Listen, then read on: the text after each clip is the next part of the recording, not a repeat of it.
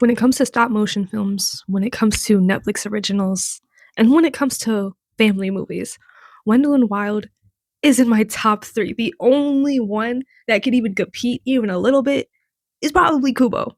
But that's a conversation for another time. Wendell and Wild is one of the best 9 out of 10 movies of 2022 and since the best family movie that has came out since 2022. I haven't put anything that's came out in 2023, 2024, 2025 or 2026 above it yet. And it's extremely underrated. However, I'm not surprised. My favorite aspect of this film was Kat. Kat was a punk, and this movie did a lot of representation of punk that came from darker skinned artists. The original, quite possibly, proto punk or whatever.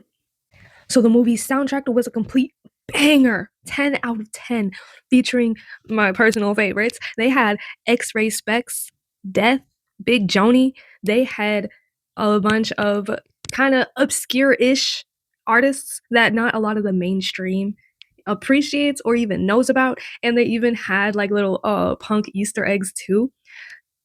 When Kat had went back home, they had Pure Hell posters. So that was really cool. That was definitely really cool to see the kind of trailblazers of the punk movements and bands that are more obscure that are not too known about, like Death and Pure Hell, to be kind of given that spotlight.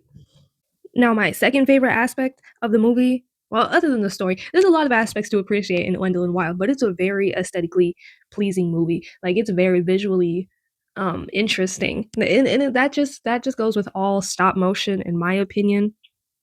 Stop motion is a very laborious form of art, so it's always interesting to see how it comes together and appreciate the sheer amount of time. This movie started production back in 2015 and it was just released in 2022. Even visuals aside, I really like the way the movie flowed. The only criticism that I would have, even a little bit, is I wish Kat was more flesh, like that we got to spend a little bit more time with Kat. You know, see how she was really thinking. You know, like get some internal monologues or something, because it was a little bit whiplash. It was like, oh, we're doing this, we're doing this, we're doing this, and we knew Kat as a character, but I wish she was more of the forefront aspect of it, kind of, because what we kind of know about Kat is that she's traumatized, and after that, she was just traumatized. We only inferred her interests by the way that she dressed and the music that she played, which was cool. But that's the only kind of criticism I had with the story. Other than that, I was engaged. I was hooked the whole time. I was never looking at the clock. I was never quote unquote bored or anything with this movie. This movie did feature Key and Peele, so it was funny. It was definitely really funny. There was some scenes that made me laugh out loud, like when they was confronting the head of the school. And if you've never seen the movie, I have a movie recap on the channel.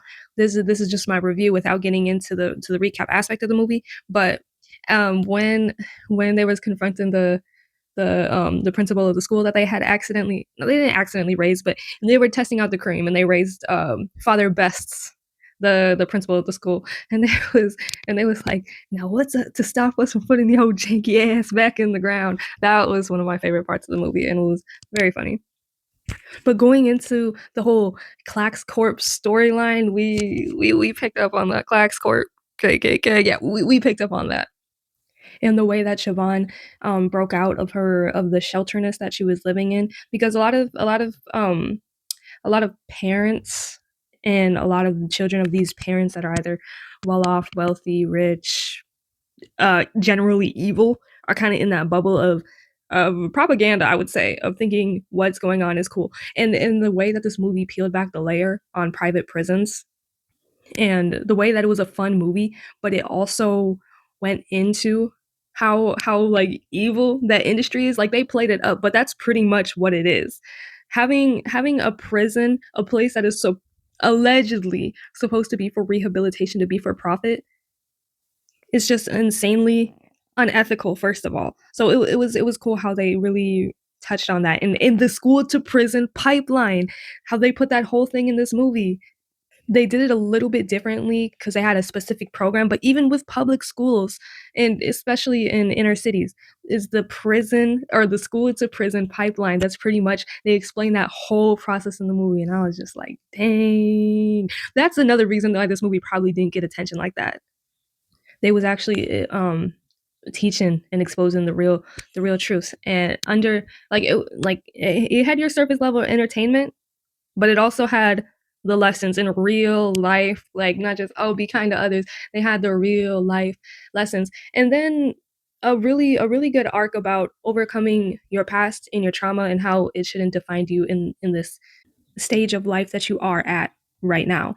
That was that whole scene where they were doing the soul binding thing, where Kat was confronting her past, not running away from it, owning it, and moving forward. Like yes, that messed up stuff happened, but it's time to move past that. It's time to live in this moment right now. And it was insightful. I feel like this could be a very insightful movie to even adults because in the movie Kat was like 13 handling that, and some full grown adults in their 50s haven't done the work. It's not, and don't get me wrong, it's not a linear process like how it was kind of in the movie. Like there's not always this big dramatic like, oh, I'm owning my past now like it was in the movie, but it's still a process and a journey, and I don't think it was that for Kat either because she had to lose.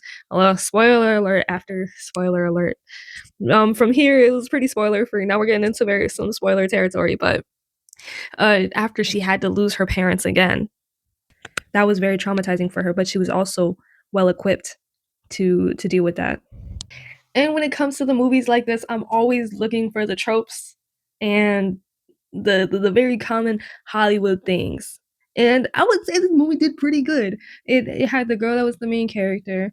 They had the daddy in the movie for I mean, they had both of the parents in the movie really equally. So it wasn't this, oh, let's kill off the daddy, let's make him look real weak. Both of her parents were stand up. Other than that, we had the other Darcy dude that was very evil, who was married to the pale skin lady. I guess that's kind of Hollywood, but it fitted really well in the storyline. How it showed both of them were like that those comically evil people. That's not even far off. It's not even far off. The way that they were scheming and plotting, that's not even unrealistic anymore. In this day and age, living in 2026, they probably are scheming.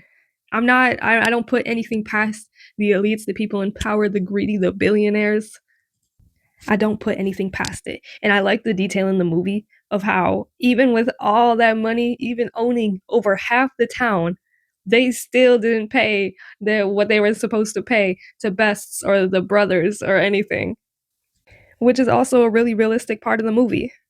So, all in all, it was a story about corporate greed versus the smaller guys, so to speak, with some supernatural elements towards it.